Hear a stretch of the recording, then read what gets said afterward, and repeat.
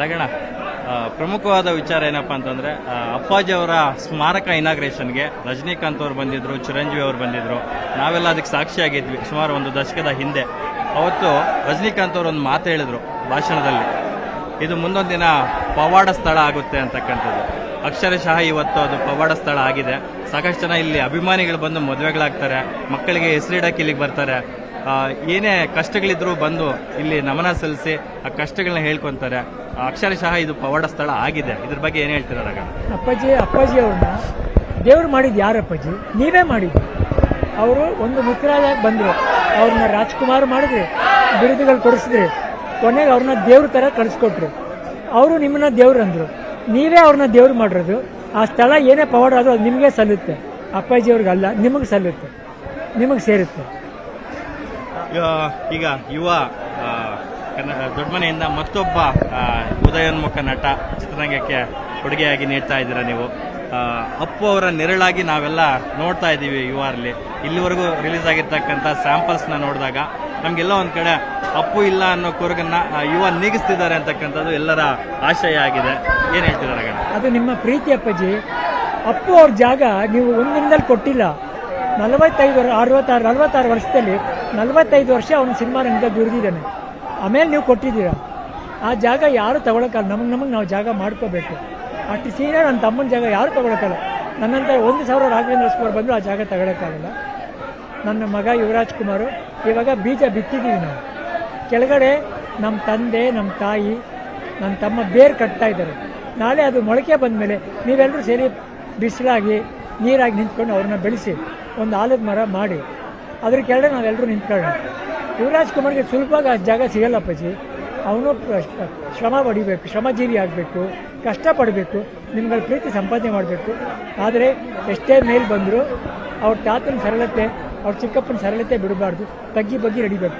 ಈ ಗುಣ ಅವನು ಬೆಳೆಸ್ಕೊಂಡ್ರೆ ನೀವೆಲ್ಲ ಅವನ್ನ ಕರ್ಕೊಂಡು ಹೋಗ್ತೀವಿ. ನನಗೆ ಆ ನಂಬಿಕೆ ಇದೆ. ರೀಸೆಂಟಾಗಿ ಅಪ್ಪುಗೆ ಸಾಂಗು ಲಾಂಚ್ ಆಯಿತು, ಯುವ ಸಿನಿಮಾದು. ತುಂಬ ಪ್ರತಿಯೊಬ್ಬರಿಗೂ ಮನಸ್ಸಿಗೆ ನಾಟಿದಂಥ ಸಾಂಗು. ಅದರಲ್ಲಿ ಅಪ್ಪ ಇದ್ರು, ಚಿಕ್ಕಪ್ಪ ಅಂತ ಇದ್ರು, ದೊಡ್ಡಪ್ಪ ಇದ್ರು, ಅಪ್ಪನೂ ಇದ್ರು. ಸೊ ಹಂಗಾಗಿ ಆ ಸಾಂಗ್ ನಿಮ್ಗೆ ಎಷ್ಟು ಇಷ್ಟ ಆಯ್ತು ರಗಣ? ಅಪ್ಪಾಜಿ, ಆ ಸಾಂಗು ನೀವು ವಿಡಿಯೋ ಬೈಕ್ಸ್ ನೋಡಿದ್ದೀರಾ? ಎಲ್ಲೂ ಪಾತ್ರದ ಹಾಕಿಲ್ಲ.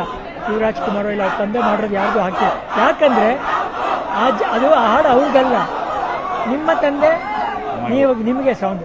ಆ ಜಾಗದಲ್ಲಿ ನಿಮ್ಮ ತಂದೆನ ಇಟ್ಕೊಳ್ಳಿ. ಇವು ಗುರುರಾಜ್ ಜಾಗದಲ್ಲಿ ನಿಮ್ಮನ್ನ ಇಟ್ಕೊಂಡು ಯೋಚನೆ ಮಾಡಿ.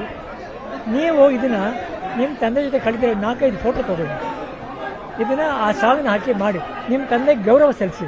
ನೋಡಿ, ಅವ್ರ ಕಣ್ಣಲ್ಲಿ ನೀರು ನೋಡಿ, ಅವ್ರನ್ನ ತಪ್ಪುಗಳು ಅದು ಆಗಲಿ ಅಂತ ಈ ಬೆಳವಣಿಗೆ ಈ ಸಾಂಗ್ ಮಾಡಿದ್ದು. ಬೇರೆ ಏನೂ ಉದ್ದೇಶ ಇಲ್ಲ. ನಿಮ್ಮ ಆರೋಗ್ಯ ಹೇಗಿದೆ? ಬಹಳ ದಿನ ಆಯಿತು ಮಾಧ್ಯಮಗಳಿಗೆ ಸಿಕ್ಕಿ. ನಾನು ಅಭಿಮಾನಿಗಳ ಜೊತೆ ನಡ್ಕೊಂಡು ಹೋಗ್ತಾ ಇದ್ದೀನಪ್ಪ. ಅಷ್ಟೇ, ಇಷ್ಟು ಮಟ್ಟಿಗೆ ಇದೆಯಲ್ಲ, ಅಷ್ಟೇ ಸಾಕು ನಮಗೆ. ಇವತ್ತು ಬೆಳಗ್ಗೆ ಮ್ಯಾರಥಾನ್ ಕೂಡ ಮಾಡಿದ್ರು, ನಮ್ಮ ಪವರ್ ಅಪ್ಪು ಅಂತ ಹೆಸರಲ್ಲಿ. 1000 ಜನ ಮ್ಯಾರಥಾನ್ ಅಲ್ಲಿ ಭಾಗಿಯಾಗಿದ್ರು. ನೀವು ಹೋಗಿದ್ರಾ ಹೇಗೆ ಅಂತ? ಇಲ್ಲ ಅಪ್ಪಾಜಿ, ನಾನು ಒಂದಿನ ಸರಿಯಾಗಿ ನಾನು ಹೋಗಿ ನಡಿಬೇಕಪ್ಪಾಜಿ. ಅಲ್ಲಿ ಹೋಗ್ತೀನಿ, ಹೋದ ವರ್ಷ ಬಂದಿದ್ದೆ. ಒಂದಿನ ಚೆನ್ನಾಗಾಗಿ ನಾನು ನಡಿಬೇಕು ಅಂತ ಆಸೆ. ದೀಪು ಅಂತ ನಮ್ಮ ರಿಲೇಷನ್ ಅಪ್ಪಾಜಿ, ನಮ್ಮ ಅಕ್ಕನ ಮಗಳಾಗಬೇಕು. ಆಕೆ ಮಾಡ್ತಾ ಇದ್ದಾಳೆ.